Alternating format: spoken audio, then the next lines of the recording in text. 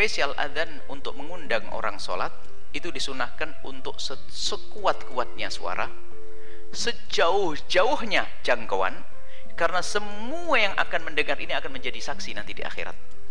Itu kalau spesial adzan. Adzan. Kalau adzan jangan diganggu masalah adzan.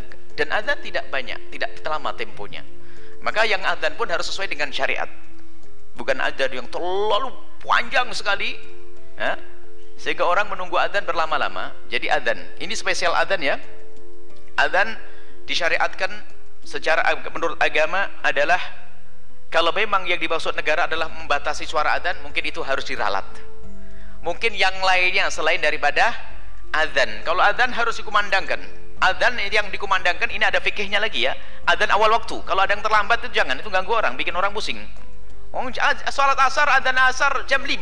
Orang pada bingung, ini sudah maghrib atau masih asar? Ini biasanya ini. Pulang dari sawah langsung pegang mic. Allahu Akbar, Allahu Akbar. Problem. Adzan awal waktu. Dikumandangkan ya Allah. Karena apa? Adzan itu akan ditunggu oleh orang. Ada yang ingin melakukan sholat lalu mau pergi atau apa. Adzan awal waktu. Baik, tapi kalau selain daripada adzan, itu memang ulama juga membahas masalah ini. Apakah ceramah, apakah bacaan Al-Quran?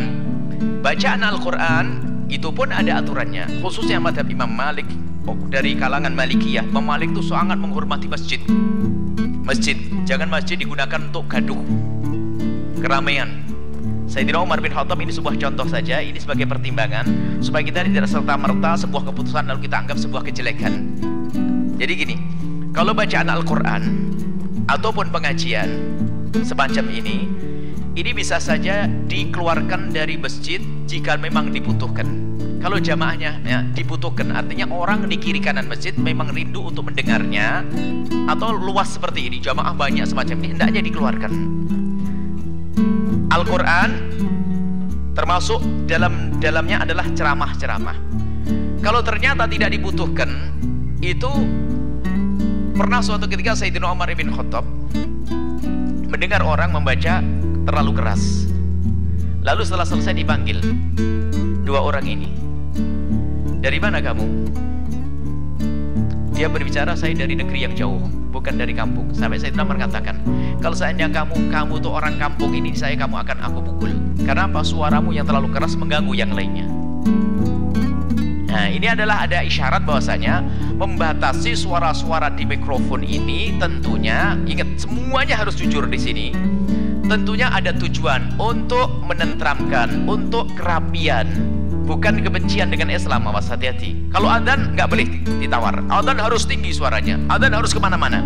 Tapi untuk suara-suara yang lainnya, kadang ada sebuah rumah, ada masjid, itu yang ada rumahnya berdempet-dempetan, di rumah di kota gitu. Kalau suaranya terus hampir berjam-jam suaranya terus, itu sampai mungkin anak kecil mau tidur susah, orang sakit mau tidur juga susah. Alangkah indahnya kalau semuanya, kalau mau dikeluarkan tentunya dengan suara yang tidak sampai mengganggu. Intinya kita perlu belajar adab dalam hal ini, bukan serta-merta mentang-mentang agama, mentang-mentang Al-Quran tapi disuarakan keras ganggu orang tidur. Kan haram membaca Al-Quran mengganggu orang tidur, seperti itu. Jadi untuk bacaan Al-Quran harus dilihat. Kalau memang rumahnya berdekatan tapi rumahnya jauh, berjauhan, kita mengeluarkan suara dan mereka tidak terganggu. Makna terganggu memang secara zahir. Kalau secara zahir terganggu itu suaranya juga terlalu. Misalnya suatu ketika ada seorang mengadu kepada kami, dan serius, dia punya rumah itu pas rumahnya kecil, sudah sepuh orangnya. Kebetulan beliau itu adalah, mohon maaf, dalam keadaan buta. Rupanya mic-nya masjid pas di rumahnya. Kalau azan tuh jadi kaget dia. Nah, ini ya terganggu dia. Kalau azan pun terganggu. Itu tidak bisa jadi ukuran karena azan. Baik, kembali kepada masalah Al-Quran, masalah yang lainnya termasuk ceramah dan sebagainya. Jika harus dikeluarkan, harus ada bahwasanya itu dibutuhkan. Kalau tidak dibutuhkan nggak usah semacam itu, apalagi bacaan Al-Quran. Khawatir Al-Quran nanti hanya diputer saja, rupanya orang yang mendengar sambil melakukan sesuatu yang kelalaian dan sebagainya, atau bahkan mungkin tidak dengar, Quran menjadi tidak dihormati lagi saat itu. Ini jadi mungkin peraturan itu kalau kita tanggapi positif, sehingga sekarang tanggapi positif bisa saja jika tujuannya untuk merapikan yang demikian ini. jika untuk merapikan, supaya benar-benar orang itu tidak akan mengeluarkan suara Al-Quran kecuali memang dibutuhkan dan orang betul-betul rindu untuk mendengarkannya. Nah ini, kemudian juga di dalam mazhab Imam Malik rahimahullah ta'ala itu sangat tegas di dalam hal ini, khususnya masalah masjid. Bahkan Imam Malik itu sangat tidak menginginkan kalau masjid digunakan untuk selain daripada sholat itu. Kalau ada keramaian yang lainnya, Imam Malik, dan wibawa sekali majelis beliau.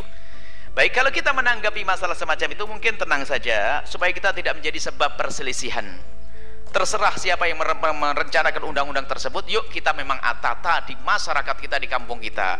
Kalaupun kita harus mengadakan suara keluar ini, tolonglah dipertimbangkan juga jika memang diinginkan oleh orang-orang tersebut.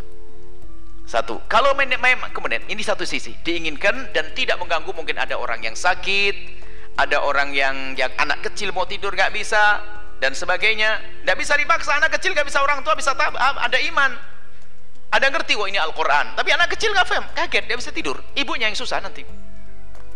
Jadi kalau memang peraturan itu benar-benar dilaksanakan, tentunya tidak serta-merta main grebek begitu, tidak, perlu pengarahan, dilihat dulu keadaan lingkungannya. Kemudian di sisi lain bahwa Anda itu jangan gampang merasa terganggu deh kalau udah urusan Al-Quran. Al-Quran dikumandangkan kok terganggu, terus iman Anda itu di mana? Gitu loh. Sisi lain, Anda mendengar Al-Quran kok terganggu. Kenapa harus terganggu? Ceramah kok terganggu? Kenapa terganggu? Bukan innamal mu'minuna alladzina idza dzukirallahu wajilat qulubuhum wa idza tuliyat 'alaihim ayatuhu zadatum imana. Bukankah ahli iman di saat diperdengarkan Al-Quran maka ternyata tambah iman, tambah kuat imannya, bergetar hatinya di saat dikumandangkan Al-Quran, disebut nama Allah. Nah itu, jadi ada dua sisi ya. Yang pertama, saya ulas lagi, bagi yang ingin menegakkan peraturan itu sah-sah saja, akan tapi tentunya urusan adzan bukan adzan. Kalau adzan hendaknya dikumandangkan. Kemudian setelah itu bacaan Al-Quran ini harus dilihat kemaslahatannya, sebab di dalam Islam itu la dharar wala dhirar, tidak boleh kita melakukan sesuatu yang mengganggu orang lain. Bayangkan satu kampung kecil musolanya 6, Qurannya wah. Anda bisa dengar apa kira-kira? Quran musolanya 6, gede-gedean, baca Quran semuanya, ayatnya beda-beda. Anda dengar yang mana kira-kira? Jadi saya menanggapi itu adalah positif kalau memang betul-betul niatnya untuk merapikan itu. Dan semoga bukan niat untuk memangkas Islam. Jangan sampai niat memangkas Islam. Insya Allah niatnya positif. Kalau niat positif kita sambut, perlu rapikan. Karena ada, mohon maaf, ada kampung sangat Islami. Kita pernah masuk juga kampung Islami, adzan itu bersaut-sautan, ya kan? Allahu Akbar, adzan masih oke lah, adzan orang hafal semua adzan. Tapi giliran Al-Quran baca di fasal apa sih ini? Belum lagi waktu kita bersolat berjamaah, Allahu Akbar, kita dengar suara mikrofon sebelahnya juga dengar suaranya ini baca Wadduha, mungkin Allahu Akbar di sebelahnya dia ruku. Ini jadi pertimbang itu sebenarnya benar, dan ulama dulu seperti Imam Malik rahimahullah taala, Ibnu Abdul Bar dari mazhab Malikiyah khususnya merapikan betul masalah-masalah semacam itu.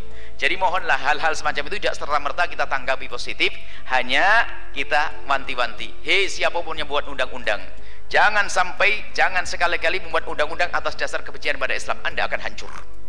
Tapi jika Anda membuat undang-undang demi kelestarian Islam itu sendiri, maka Allah akan memuliakan Anda.